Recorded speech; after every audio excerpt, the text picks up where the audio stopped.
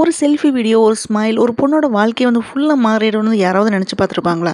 ஆனா, அந்த சிரிப்புக்கு பின்னாடி இருந்தது என்ன தெரியுமா? கண்ணீரும், பயமும், சொல்ல முடியாத வேதனையும் தான் வந்து இருந்துச்சு. கும்பமேளா கூட்டத்துல ஆயிரக்கணக்கான மக்களுக்கு நடுவுல ஒரு சாதாரண ஒரு பொண்ணு பாசி மாலை விக்கிறாங்க. அவங்களோட கண்ணு, அவங்களோட சிரிப்பு ஒரே நாள்ல அவள வந்து அழகியா வந்து மாத்திடுச்சு. அந்த ஒரு வைரல் வீடியோ நல்லா ஃபேமஸ் ஆயிடுறாங்க. ஆனா, அதே நேரம் அவளோட அமைதியும் வந்து போயிடுச்சு. அவள ரசிச்ச அந்த கண்ணு, அதுக்கப்புறம் அவள வந்து தொந்தரவு பண்ண ஸ்டார்ட் பண்ணிட்டாங்க. அழகு ஒரு ஆசீர்வாதம் அப்படின்னு வந்து சொல்லுவாங்க. ஆனா, அது அவளுக்கு வந்து ஒரு சாபமா வந்து மாறிடுச்சு. அந்த பயத்துல தான் அந்த பொண்ணு அவங்களோட சொந்த ஊருக்கு வந்து போயிடுறாங்க. அவ நினைச்சது என்னன்னா இப்ப எல்லாமே சரியாகிடும் அப்படின்ட்டு. ஆனா வாழ்க்கையில பெரிய ஷாக்கிங் எல்லாமே வந்து வெயிட்டிங்ல தான் வந்து இருக்கும். ஒரு சினிமா சான்ஸ், ஒரு ட்ரீம் டோரை வந்து ஓபன் பண்ணன மாதிரி வந்து இருந்துச்சு. ஆனா அந்த டோருக்கு பின்னாடி அவ எக்ஸ்பெக்ட் பண்ணாத டார்க்னஸ் வந்து இருக்குது. நம்பினவ தான், ஆனா சொல்ல முடியாத வழியோட வந்து சொல்றாங்க.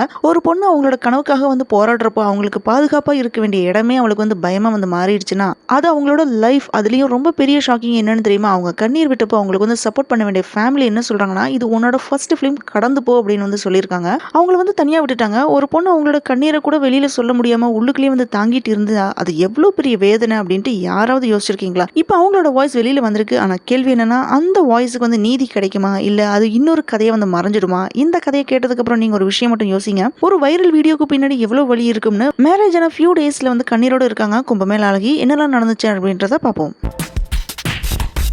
இந்த கதையை கேட்குற ஒவ்வொருத்தருக்குமே வந்து மனசு கஷ்டப்படாமல் இருக்க முடியாது. ஒரு சாதாரண பொண்ணோட ஒரு வைரல் வீடியோ, அதுக்கு பின்னால் வந்த ப்ராப்ளமா இல்லை வேதனையா அப்படின்னு இந்த வீடியோ ஃபுல்லாக பார்த்தீங்கன்னா நீங்களே வந்து தெரிஞ்சுப்பீங்க. கும்பமேளா அழகியா எல்லாருக்குமே தெரிஞ்ச மோனலிசா இப்போ பகிரங்கமாக ஒரு குத்தம் ஒன்று சொல்லியிருக்காங்க. அது இப்போ பெரிய கான்ட்ரவர்சியாக வந்து மாறி இருக்கு. உத்தரப்பிரதேசில் இருக்கிற பிரயாக்ராஜில் 12 இயர்ஸ்க்கு ஒரு தடவை வந்து நடக்கிற கும்பமேளா ஈவெண்ட்ல லாஸ்ட் இயர் 13th ஸ்டார்ட் ஆகி பிப்ரவரி மந்த் 26th வரை வந்து நடந்துச்சு. 40 days நடந்த இந்த கும்பமேளாவில் பாசிமலை எல்லாமே வித்துட்டு இருந்தவங்க தான் மோனலிசா. அவங்களுக்கு என்ன ஸ்பெஷல்னு தெரியுமா? இவங்களோட கண்ணழகு, சிரிப்பு, அழகு எல்லாருமே வந்து கவர்ந்துச்சு. ஸோ இவங்களை வச்சு எடுத்த செல்ஃபி பயங்கரமா வந்து வைரல் ஆச்சு. ஒரே நாள்ல கும்பமேளா அழகி அப்படின்ட்டு நாடு ஃபுல்லா வந்து பேர் வாங்கிட்டாங்க. ஒரே ஒரு வீடியோனால வேர்ல்டு வைட வந்து ஃபேமஸ் ஆன இவங்களோட அழகே வந்து இவங்களுக்கு வந்து ஆபத்தா வந்து மாறிடுச்சு.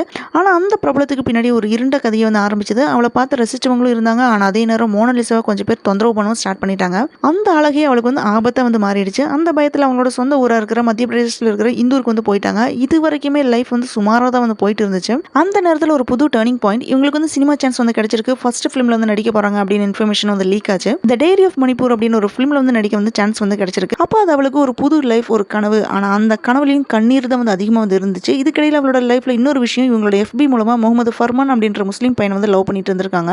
இந்த காதல வீட்டுக்கு வந்து எதிர்ப்பு இருந்திருக்கு. ஆனா காதல் மட்டும் ஸ்டாப் ஆகவே இல்லை. கேரளால வந்து மேரேஜ் பண்ணிட்டாங்க. ஒரு பக்கம் வந்து காதல் வந்து சக்சஸ் ஆயிடுச்சு, இன்னொரு பக்கம் லைஃப் ஸ்டார்ட் ஆயிடுச்சு. ஆனா அதே நேரம் ஒரு பெரிய ஷாக்கிங். இவங்க நடிக்கிற ஃபர்ஸ்ட் ஃபிலிமோட டைரக்டர் சனோஜ் மிஸ்ரா இவங்கள்ட்ட வந்து தப்பா நடந்துருக்காங்க அப்படின்னு அழுதுட்டே வந்து குத்தம் சொல்லியிருக்காங்க. சனோஜ் டைரக்ஷன்ல த டைரி ஆஃப் மணிப்பூர் அப்படின்ற ஃபிலிம்ல தான் மோனலிசா வந்து நடிச்சிட்டு இருக்காங்க.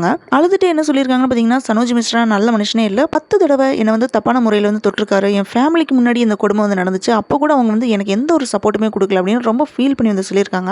ஏன்னா இது வந்து என்னோட ஃபர்ஸ்ட் ஃபிலிம்ன்றனால எல்லாத்தையுமே கடந்து போ அப்படின்னு வந்து சொல்லியிருக்காங்க ஃபேமிலியில் இருக்கிறவங்க எல்லாருமே. ஸோ நான் பட்ட கஷ்டம் எல்லாமே எனக்கு மட்டும்தான் வந்து தெரியும் அப்படின்னு ரொம்ப ஃபீல் பண்ணி அழுதுட்டு வந்து சொல்லியிருக்காங்க. இந்த வார்த்தைகள் வந்து சொல்லும்போது அவளோட கண்ணீர் வந்து தடுக்கவே முடியல. ஒரு பொண்ணு அவளோட கனவுக்காக வந்து போராடுறப்போ அவளுக்கு சப்போர்ட் பண்ண வேண்டிய ஃபேமிலி கூட அவளை வந்து தனியாக விட்டுடுச்சு. இவங்க வந்து டேரக்டர் மேலே கம்ப்ளைண்ட் பண்ண போயிருக்காங்க. ஆனால் அவங்க ஃபேமிலி மெம்பர்ஸ் இவங்க வந்து விடவே இல்லை. அதுதான் அவளோட வேதனையே. இதோட வந்து முடிஞ்சிடும் அப்படின்னு பார்த்தா அதான் வந்து இல்லை. இப்போ அவ சொல்றது இன்னுமே வந்து பெரிய ஷாக்கிங்காக தான் வந்து இருக்குது. இப்போ இவங்களோட மேரேஜ் வச்சு மத ரீதியாக வந்து பிரச்சனை ஏற்படுத்தணும் அப்படின்னு வந்து நினைச்சிட்டு இருக்காங்க அப்படின்னு அடுக்கடுக்க நிறைய அக்யூசேஷன் வந்து சொல்லியிருக்காங்க. ஒரு வைரல் வீடியோனால ஃபேமஸ் ஆன பொண்ணு அதே ஃபேமஸ்னால இப்போ வாழ்க்கையை வந்து சிதற ஆரம்பிச்சிருக்கு. காதல், கனவு, கண்ணீர், அக்யூசேஷன், அவளோட வாழ்க்கை வந்து பார்த்தீங்கன்னா இப்போ ஒரு பெரிய கொஸ்டின் மார்க்காக வந்து இருக்குது. இப்போ கேள்வி ஒன்று தான், அவங்க கண்ணீரை வந்து நாம வந்து கேட்குறோம். ஆனால் அந்த கண்ணீருக்கு யார் ஆன்சர் சொல்ல போறாங்க? ஒரு பொண்ணு அவங்களோட கனவுக்காக ஒரு உலகத்துக்குள் வந்து நுழைஞ்சாங்க. அதே உலகம் அவளை வந்து உடைக்க ஆரம்பிச்சிருச்சு. அது தோல்வியா இல்லை கொடுமையா, நான் தாங்கிக்கிட்டேன் அப்படின்னு அவங்க சொல்றப்போ அது ஒரு வார்த்தையெல்லாம் இல்லை. அது அவ டெய்லியும் சாவு வாழ்வு நடுவில் வாழ்ந்த கதை தான் அது. 10 தடவை தப்பா நடந்துக்கிட்டாங்க அப்படின்னு சொல்றாங்க. அந்த 10 தடவை அவளுக்கு எவ்வளோ நைட்டு தூக்கம் இல்லாமல் போயிருக்கும்,